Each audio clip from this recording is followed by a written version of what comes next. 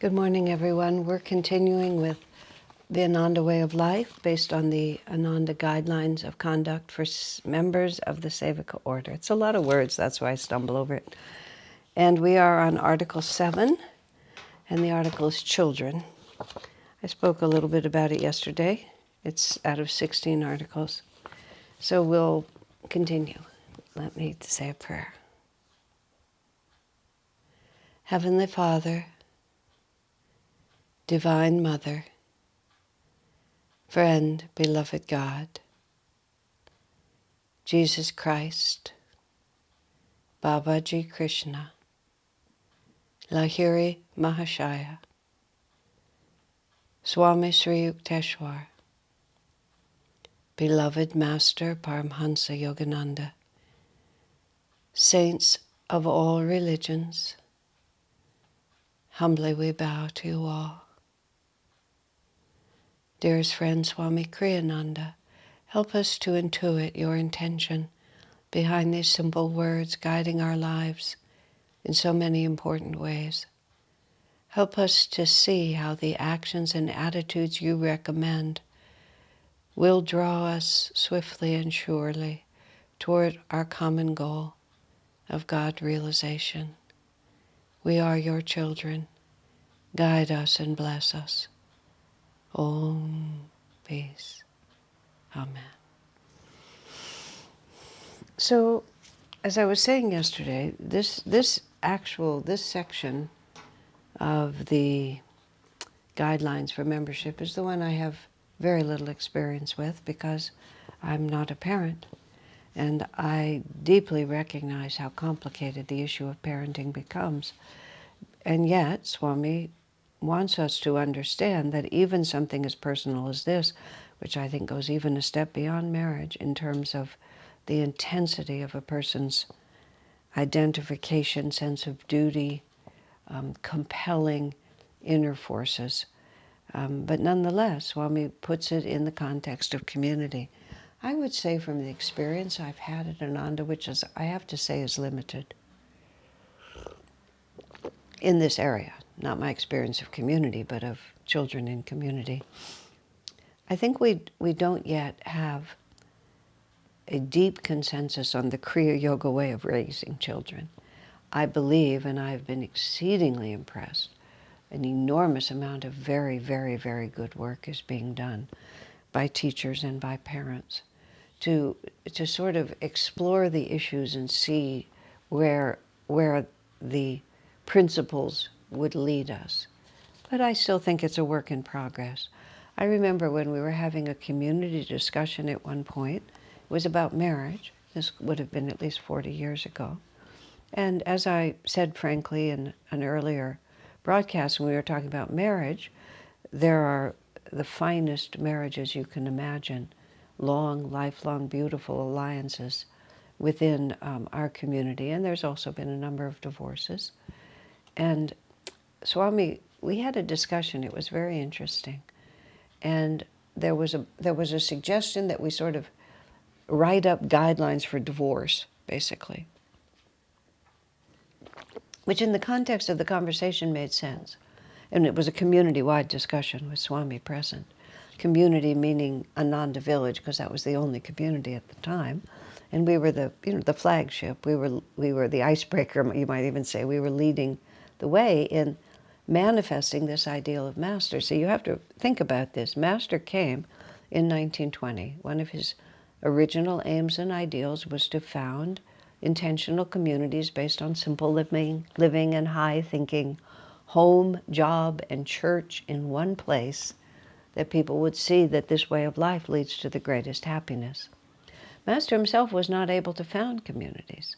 He tried at Encinitas. He did his best to establish a community where there would be a monastic, traditional monastic element, and there would be a household element.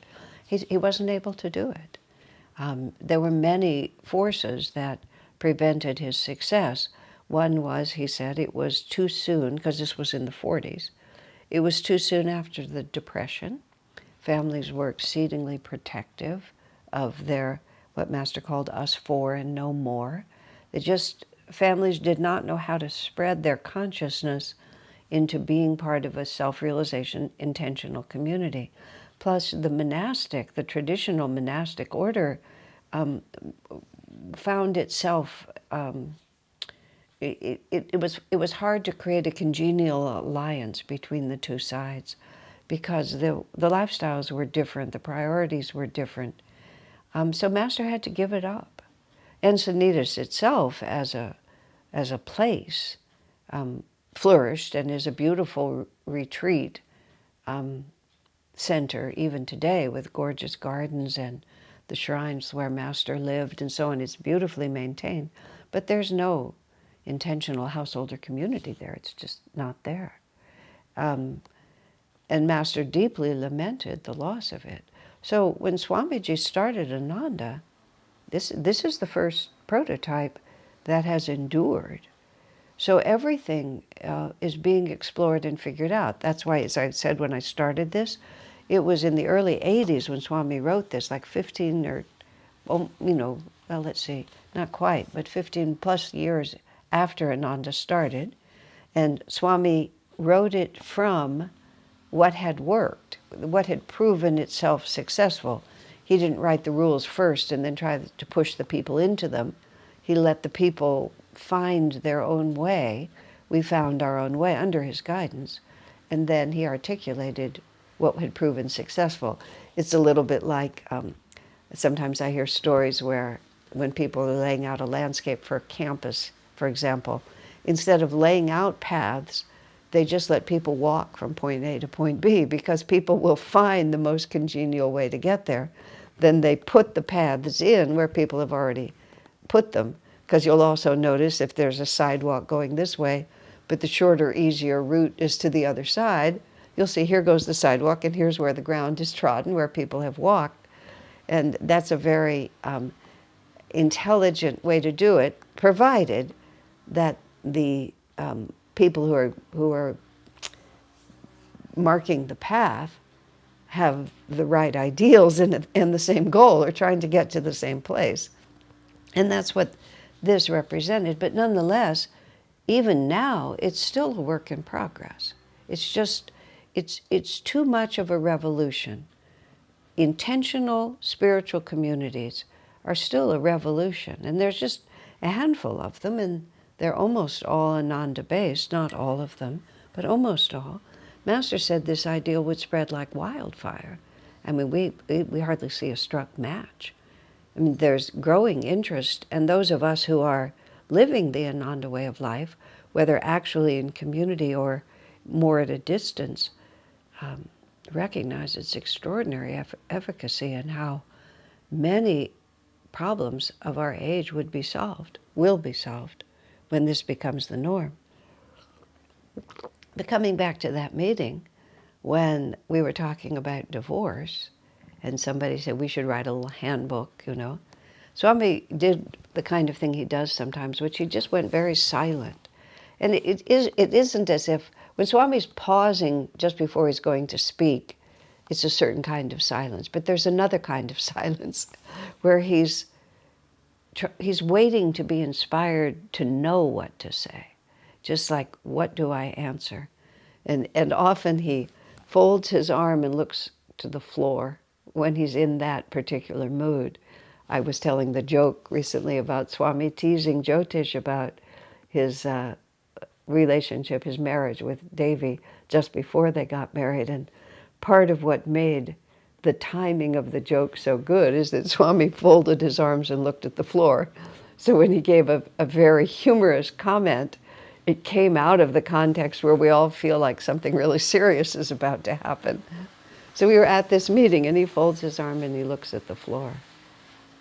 And then he finally speaks up and he said, I'd rather not put it in writing, he said, because I feel that, now I'm paraphrasing, and I'm also adding more than he said. But the sense of what he said was, yes, it's true, there are kinks and problems as we develop ourselves into this new lifestyle. He said, but they're temporary. They're not really the definition of what Ananda is. And I don't want to create and historical record of the ups and downs of getting our community established. Because he said, yes, this is happening now, but and this is the long-range picture of this way of life. This is not the norm. This will work itself out. And he's not just talking about Ananda, he's talking about the whole transition from Kali Yuga to Dwapara Yuga. What's happening now is and I mean collectively the society, and most of us at Ananda, you see, were raised in one reality and then stepped into this reality. Now, some of the people who were raised within Ananda as adults have embraced that lifestyle, but most of them took a route out and sort of lived in the world as it is before coming back into it. And reconciling, the strong cultural expectations of the world the way it's been with this lifestyle of the future that we're bringing together. And I say this to all of you, not just those of you who are in community, but yes, this is something different. And when it doesn't fit in easily, when you find yourself not clear about what to do, when you fall back into old habits despite your strongest resolution, when you meet, strong opposition from people who are close to you, that you're committed to, that you love, there's nothing wrong with you. This is what we're dealing with right now. And I feel in the area of raising children, Swamiji put forth some ideas here, and he put forth some effort during his lifetime when he was still primary residence at Ananda Village, which was into the mid-90s. But he saw, too, this is going to take time. This is going to take time before we all come together in a clear understanding. And parenting, like everything else, there's so many books and theories and ideas, and some of them are better than others, but all of them are presented with deep conviction. There's just a lot going on. So all of that relates to what he says about children. So I've read the first two paragraphs. So now he says, children should be given training in Ananda's ideals and way of life, in the teachings of Paramahansa Yogananda, in the writings of Swami Kriyananda, and in the proper attitudes for persons embracing Ananda community life.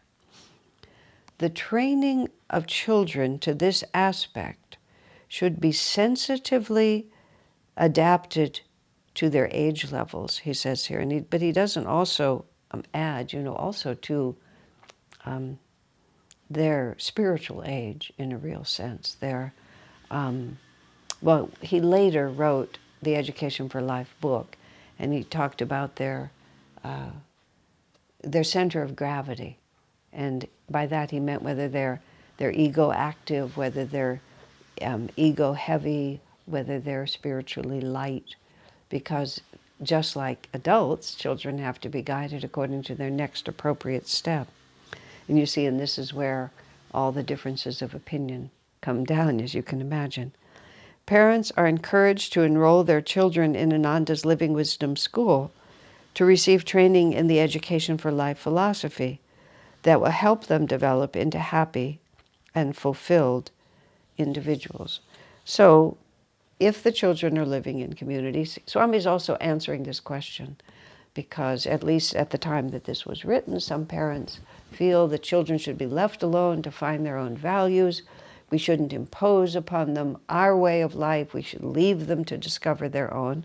Swami makes a very simple, unequivocal statement. Children should receive training in Ananda's ideals and way of life. They should learn about Master's teachings. They should learn about what Swami has taught. He doesn't say maybe, if, perhaps. He just says, we believe in this. We have a lot to offer them. They should be given the training. But Swami assumes that it will be given in a way that invites rather than compels. Because we all know that spiritual training that is merely force-fed to children will not bring about the result that we want. We need to train children with the same common sense that we train adults, which is we have to give them reasons rather than dogmas. We have to be consistent in our training. It has to be administered with love. It can't be a threat. You know, some spiritual teachings, like certain aspects of fundamental Christianity, and I've had this conversation with people who were raised in that.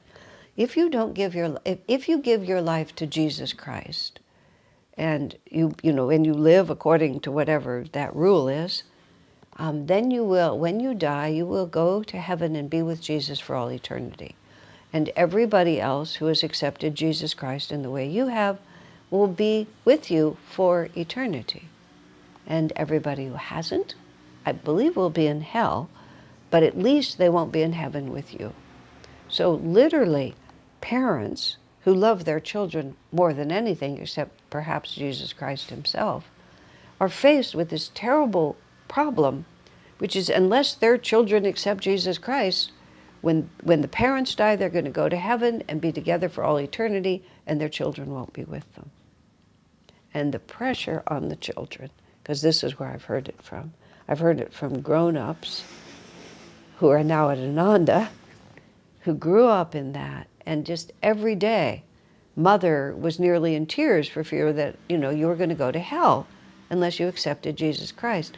This is not an attractive way to change children, to inspire children. The Ananda way of life is happiness comes from certain actions, and you can gain mastery over your own energy.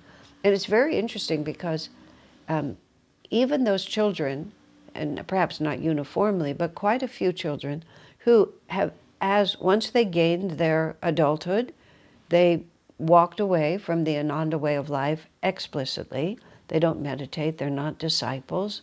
You know, they don't sing the music or chant or come to Sunday service. I mean, any of the criteria. But the values and the understanding of how to work with life, that is the true Ananda way of life. High ideals, loyalty, honesty, self-discipline, an effort to master your own energy. One girl stood up at one of the graduation ceremonies. She'd not only been raised, but she'd been to school. And she said, what I learned at Ananda school and her graduation, she said, was that I can put out energy to accomplish whatever I want to accomplish. I mean, there you are. You don't have to be praying to the gurus to have absorbed an enormous amount of Master's teaching. Another woman told this whole story about, she'd gone to live in another country to learn another language because she had interests that were dynamic in that country. She had a certain amount of success, but then she found herself with unethical people. She just walked away from all that success because in her upbringing, she had no interest in, you know, the paths per se, but she couldn't work for unethical people. Then she finds herself with no livelihood, nothing to do. So she literally went into the piazzas, and she was an artist, and she could sing, and she could dance, and and all the way through, she said she never felt at sea because she always knew she could just keep putting out good energy, keep following high principles, and it all just worked out beautifully for her. And again, it was because of the way she was raised. And my favorite was two girls who had been born and raised, or one was born, but they were both raised at Ananda village, have gone on to do anything but Ananda.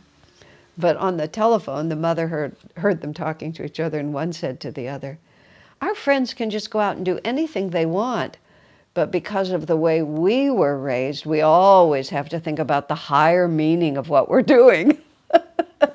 And it was just presented as, oh, you know, we just can't get away from it. But hallelujah, you can't get away from it.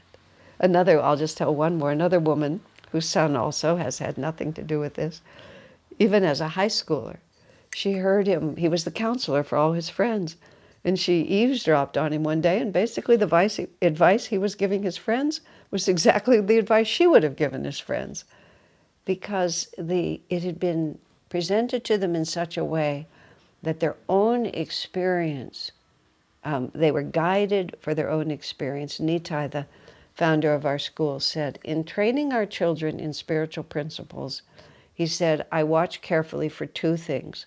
mindless acceptance or unreasonable rebellion. And he said, if I see either of those, it's not the fault of the teachings, it's the way I'm presenting it to the children. So this is what the Ananda way of life is, because the entire teaching of self-realization is really simple. How to avoid suffering, how to find happiness. And there's no living creature that isn't interested in that. And it has to be presented in such a way that the individual, whether a child or whoever, will figure it out. One of my friends, in talking to very young children, the child was having a upset because he wanted something that he wasn't going to get. You know, just children have lots of desires. And my friend said to this little child, he said, I'm very sorry that in your life you're going to want lots of things you're not going to get. You know, this is what's going to happen to you. You're not going to always get everything you want. So we're going to have to work with how you're going to work with that. I mean, I thought that was just so true because, and he was very sympathetic. I'm very sorry, but this is one of the things you have to face. Wasn't cynical. You know, it wasn't like just get over it, kid, but it was true. And you know, that we want to tell children the truth. And I've observed in the children that I've had deeper associations with, they pay attention, and as adults, it's very impressive what they'll come back and tell you, you know, what stayed with them. So let me see. It goes on to say parents are encouraged to enroll their children in education for life schools, but since we only have a handful of them, that's only practical for a few people. And then it says, children should be asked to commit themselves individually at some age-appropriate time to the life at Ananda. What this is saying, which is still a principle, which is merely being born and raised at Ananda does not make you a member. It's because we can't baptize you into salvation.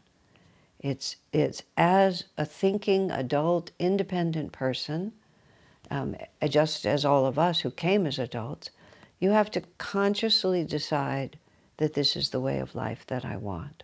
So, you know, as our children have grown up, and as children do, they come back sometimes to be with their parents. It's not that you can't be there. It's not that you're excluded. But you're not considered a member merely because of your familial connection to it. Because, of course, if that happens, then you begin to dilute the commitment. You have to actually choose it and go through the same processes. And I may have commented yesterday, it often happens, has often happened, that children who grow up in one community will actually become committed to Ananda when they go and live in a different community, even in a different country. Because, one, it separates them from everyone who knew them when they were little children. So they are regarded as independent adults, not as the son or daughter of so-and-so who I knew you when. I mean, there's a certain charm to that, and there's also a certain annoying bondage to that. It goes both ways. But if you just walk in to a whole new environment, and people may know your heritage, but still, there you are. And you yourself can have a clean slate to just decide whether this really makes sense to me or not without everyone watching you. When I took too much of an uninvited interest in the life of one of my friends, he's my own friend, but I know his parents as well. And, oh yes, this is what happened. And he had to tell me that he had one mother, and that was, he liked his mother, and he really wasn't looking for another one. It was very appropriate, but emphatically stated. And so I teased him, and I said, when Indian women get married, when women in India get married, because, you know, sons are considered such a great blessing, sometimes there's a traditional blessing that's offered to the bride that says, may you be the mother of 100 sons. And I said, somehow at your birth, things got kind of mixed up. And instead the blessing put on you was, may you be the son of 100 mothers. I said, because let's face it, you know, just as Swami said, you are the child of the community. And most of the time, my friends, my friends that I knew their parents before they were born, don't mind having 100 mothers, but sometimes it's a little burdensome. So it goes on in both directions, and it often helps the young people if they can go somewhere else and just start over from scratch. So he says, children in the community ought, moreover, in a very real sense, to be seen as children of the community. Children in the community should be seen as children of the community. The members, in other words, in the love and concern they show the children, should treat all of them as their own. And that, of course, and even my friend who is objecting to being over-mothered, you know, as you get to be an adult and you sort of move out into the world and you find out how people are raised compared to the realities that we live with, where in fact, you know, children grow up. It's exactly when it works the best. It's just a huge, trustworthy, extended family, where, you know, just children have the opportunity to have dynamic, real relationships with many adults. And, you know, when children start needing jobs or want to learn a particular skill, there's just so many options. And now, even globally, you know, where people can go in many different places. And this, of course, the children in the community are the most familiar with the options. But children of the community, it extends way beyond the borders of our little places. You know, we're all brothers and sisters, and we're all here to help each other. And chronological age, as Swami once put it, is the most trivial of definitions. It just doesn't mean anything. When I was commenting and realizing that I met Swami when I was 22 and began to work with him when I was 24. And all the 40 plus years, age was just never a factor. Even though I was fully expressive of the characteristics of a 20-something during my 20-somethings, you know, it wasn't that I was a dowager at a young age. I was a very lively person in a certain stage of life. But as Swami said, it was just a trivial consideration. And it's very interesting because I have rather vivid memories of moments in my growing up years, prior to Ananda and then after I was living there. When I was living there with Swami, my mind was a little unpredictable. That's how I'll put it. But I'm conscious now of the fact that my heart was absolutely unwavering, just unwavering. From the moment that I saw Swami, the commitment that I had to him, to Master, and to the Ananda life was way out of proportion to everything else in my life. Because I was just finding my way as a personality, as a jiva, you know, just trying to find my place. But and so that was just like a swirling mass of ever-changing unpredictability, but not my commitment.